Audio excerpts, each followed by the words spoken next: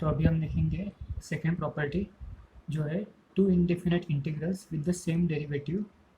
दो definite indefinite integrals है, okay, जिनका सेम डेरिवेटिव है, तो उनका क्या होता है, they leads to the same family of curves and so they are equivalent.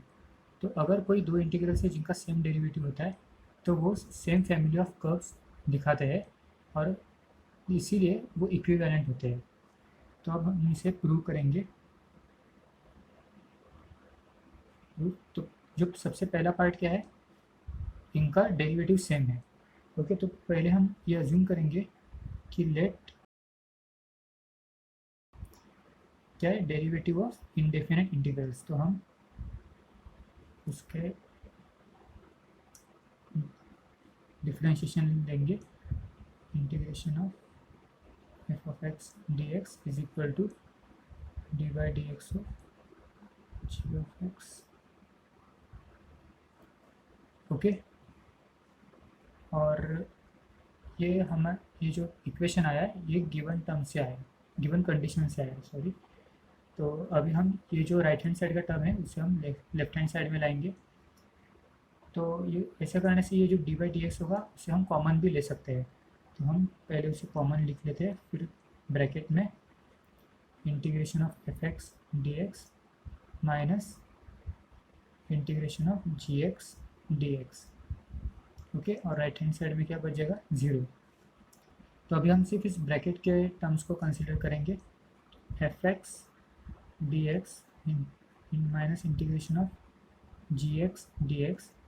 अभी इन दोनों का जो सब्ट्रैक्शन होगा वो क्या आएगा, कुछ तो कांस्टेंट आएगा बराबर, क्योंकि ये इंटीग्रेशन करने के बाद इसका कुछ तो प्लस सी वन आ जाएगा, इसका कुछ तो प्लस सी टू आ जाएगा, और इन दोनों का जो एडिशन होगा या फिर सब्सट्रैक्शन होगा कांस्टेंट्स का, उसकी भी कुछ तो एक वैल्यू रहेगी जिससे हम सिर्फ सी कह सकते हैं, ओके। तो ये सी क्या होगा, any real number, okay, where C is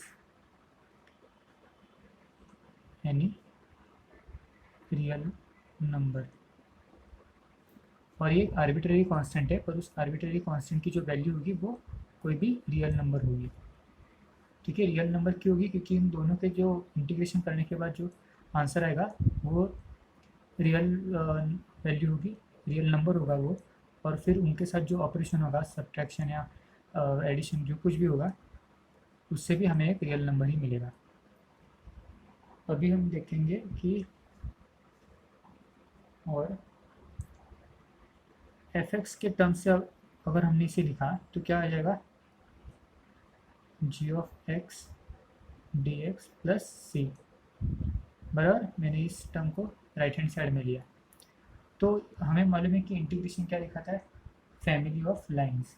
तो हमें यहाँ पे क्या मिल गया, ये जो F X D X plus C one, ये हमें एक फैमिली ऑफ सॉरी कर्व्स मिल गया, ओके। इंटीग्रेशन हमें फैमिली ऑफ कर्व्स दिखा है। अभी यहाँ पे हमने ये सी वन लिया है इस एफ एक्स डी एक्स को, क्योंकि हमारे पास जी एक्स भी है, तो इसके लिए हम सी टू टर्म यूज़ करेंगे।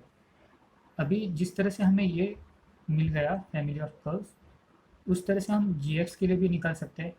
तो हम ये लिखेंगे सिमिलरली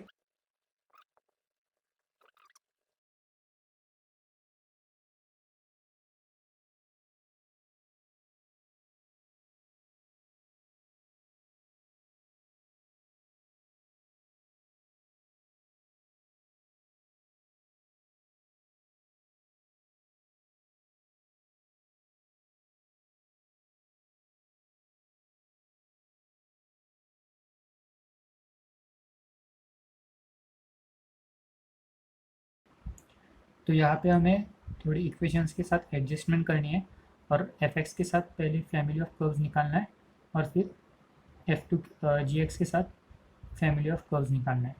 तो ये जो फैमिली ऑफ कर्व्स जो दोनों के होंगे वो आइडेंटिकल होंगे, ओके, क्योंकि हर टाइम दोनों के साथ प्लस सी आ जाएगा। यहाँ पे F x left hand side में, तो जी एक्स डी एक्स के साथ प्लस सी आया, और अगर हम सेकेंड टाइम उसे करेंगे तो अगर हमने इस एफ एक्स को राइट हैंड साइड में लिया, यानी कि integration of G X minus F X लिखा, तो यहाँ पे एफ एक्स प्लस सी आ जाएगा।